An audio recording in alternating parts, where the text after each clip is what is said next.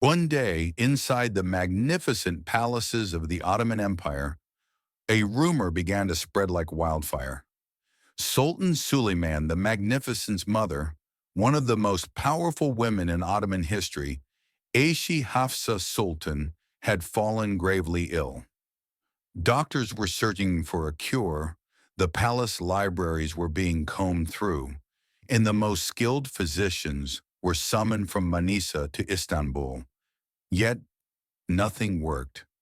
No medicine, no prayer could stop this mysterious illness. In the silent corridors of the palace, one terrifying question echoed everywhere. Will the Valid Sultan die? But Hafsa Sultan was no ordinary woman. She was the mother of the future sultans, and she held enormous power as the Valid Sultan. Yet behind all the glory, her life was filled with heartbreak and heavy responsibilities. She had already lost some of her children at a young age, and each loss left a deep wound in her heart. As the years passed, the stress, sorrow, and endless palace intrigues wore down her body. At first it was just fatigue, but soon it turned into high fever, unbearable pain, and endless weakness. Nothing seemed to help. Day by day, her condition worsened. The palace was drowning in fear. Everyone whispered the same thing. What if the Valide Sultan never recovers? And just when hope was about to fade, a name began to circulate. There's a healer in Manisa. They call him Merkez Effendi. Many have found cure through his hands. Without hesitation, Sultan Suleiman gave the order. Bring him at once. Perhaps he will find a cure for my mother. Merkez Effendi was not just a physician. He was a scholar of both Eastern and Western medicine, a man of faith, a master of herbs and spices. To him, healing wasn't just about medicine. It was prayer, wisdom, and sometimes a miracle. The palace storerooms were opened wide. Sacks of spices and herbs from Istanbul, Anatolia, even from as far as India and Persia were brought out. Suddenly, the palace kitchen no longer looked like a kitchen. It became a laboratory of healing.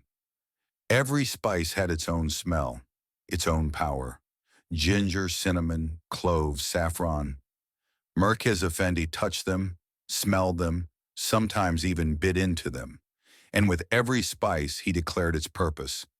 Ginger will warm the body. Cinnamon will strengthen the heart.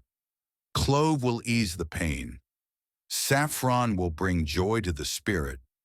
And black seed is a cure for all illness. In total, he chose 41 different spices, and that number was no coincidence. 41 symbolized blessing, completeness, and healing. As people used to say, 41 times mashallah. Those spices were mixed with honey, molasses, and syrups. Giant copper cauldrons boiled for days. The aroma filled the palace and drifted out into the streets of Manisa. People opened their windows curious. Is it a sweet? Is it medicine? They asked as children laughed and tried to catch the scent in the air. As Merkez Effendi stirred the mixture, he whispered prayers. O Lord, make this paste a cure for the sick, relief for the suffering, and joy for the hearts. Finally, the mixture turned into a golden, powerful paste, the legendary Mesir Makunu. It was brought to Hafsa Sultan. Everyone held their breath. She tasted a small piece. The first day, she felt relief. The second day, her fever broke. The third day, her pain faded. And within days, she was able to walk again. The palace rejoiced. Sultan Suleiman embraced his mother and said, Mother, it's as if you've been reborn. But this miracle wasn't meant to stay hidden inside the palace. Hafsa Sultan ordered, This medicine should not be for me alone. It must be shared with the people. Every year on Nevruz, it shall be made and given to all. And from that moment, a new tradition was born. Every Nowruz, from the minarets and domes of Sultan Mosque in Manisa, wrapped pieces of Mesir Makunu were thrown to the crowds below. The streets turned into a festival.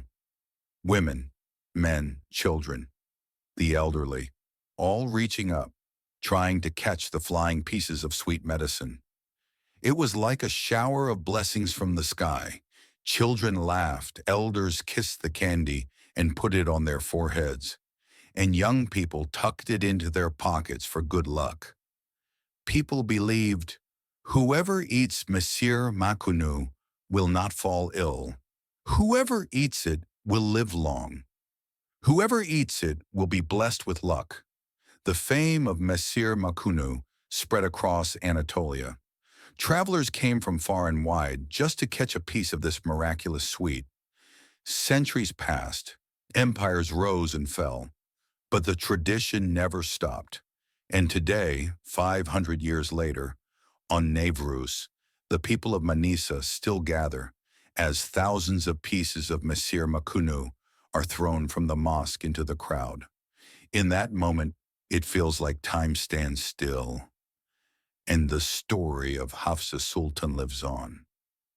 Mesir Makunu was born from a mother's illness, but it became the joy of a nation, the pride of a city, and a tradition of history.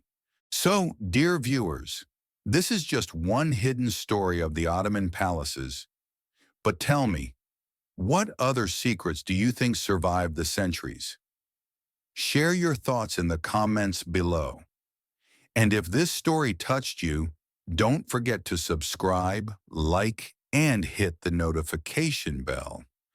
Because here you'll keep discovering the untold stories and mysteries of history